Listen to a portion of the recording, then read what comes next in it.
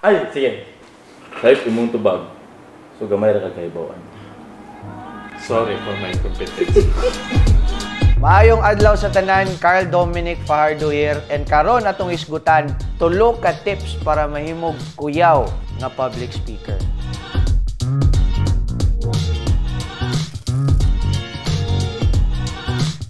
So dagan kayo request no with our format nga mahimo na pud siyag Bisaya para maka-engage ta sa mga Bisaya nato nga gusto makatuon. And ang atong tips karon mag-revolve kung giunsa nako pagka mahimog banga kay nga speaker sa una to someone nga nahimog regional champion, national champion, to starting mga negosyo, no? So akong tip number 1 is that dapat na kay sakto nga postura.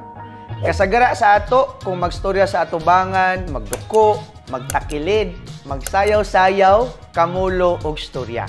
Importante kaayo nga imong maplastar ang imong postura kung magstorya ka kay kini ginatawag pa sa English nga non-verbal cue.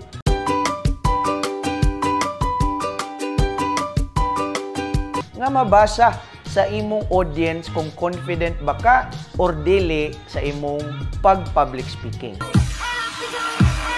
I'm shy. So, importante kaayo nga sakto imong postura, imong kamot, imong ma-express og tarong dili kay nakatago sa kilid. Ayaw pud pag-cross sa imong arms or nakainani ka kay mura kag grabe ka defensive, mura kag nay ginatago. So, munang tip number 1, dapat sakto imong postura kung manurya ka sa atubangan. So ato paghisgutan karon. Unsay mga maayo nga pamaagi sa pagtukod sa negosyo. So mga gawi sa tanan, mo din ang ato paghisgutan karon ang mga unsa ang upat ka banat sa Number 2, para mahimo kag maayo nga public speaker, dapat daghan kag kahibalo. O sa English pa, na kay general knowledge. Una-una agali, kinsa gali nga mga tao ang amazing kaayo, ang makabilib kaayo nga mga kailan nato katong daghan na hibaw-an ug sakto ang ilang mga nahibaw-an. Pwera lang ni sa tong mga barkada no nga daghan nahibaw-an sa sayop nga butang. So para ikaw mahimog maayo nga public speaker, kabalo manggo kag balay sa imong talk kay naa kay konteksto, naa kay knowledge, kabalo kag relate sa imong audience kay kabalo ka daghang kag nahibaw-an sa science, sa math ba kaya sa history. So isa sa tip nako nga nahimo kog isa ka maayo nga public speaker is sige kog research, sige kog tuon. Ang mga pinakamaayo nga public speakers kay katong mga sigig tuon, sigig study. So sugdi nag-study para regardless unsa ipastorya sa imo naa kay maambag. So moto ang atong tip number 2. Ang pangutana, unsa ang sakto nga spelling ug paglitukan? A. Crocodile. B. Crocodile. C. Crocodile. D. Dog. kablukan eh. I'll go for dog.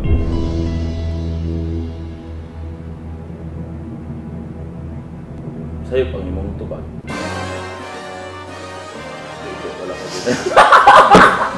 Wala ka general knowledge. Third tip nako and final tip para mahimo kag kuyaw nga public speaker is that ibagay sa audience ang imong topic. So pasabot ani, regardless daw sa topic kung unsa man ang imong gusto istorya sa imong public speaking, dapat kahibalo ka sa konteksto sa imong audience. Halimbawa, kung ang imong audience mga tigulang, dapat dili binataot ang imong storya. So my first question is, how would you describe pop music in general? Pop music? I'm the worst person to ask that. That's terrible. Kung mga bata po ang imong audience, dapat kabalo ka unsaon pag-relate sa mga bata ug dili tinigulang ang imong pagstorya.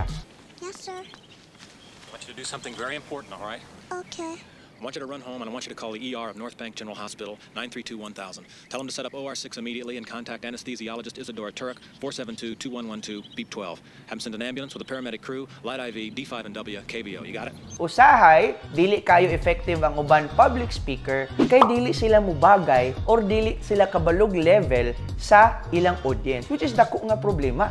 Meaning, dili masabtan or dili kaayo maka-engage ang audience kay dili nimo ibagay. Ang tip na ko ana is dapat mangutanag yung ka, dapat mag-research, dapat kahibalo kadaan kinsa ang mga trend sa imong event, kinsa ang mga tao nga imong kasturya para ma-ready nimo daan ang imong public speaking nga topic.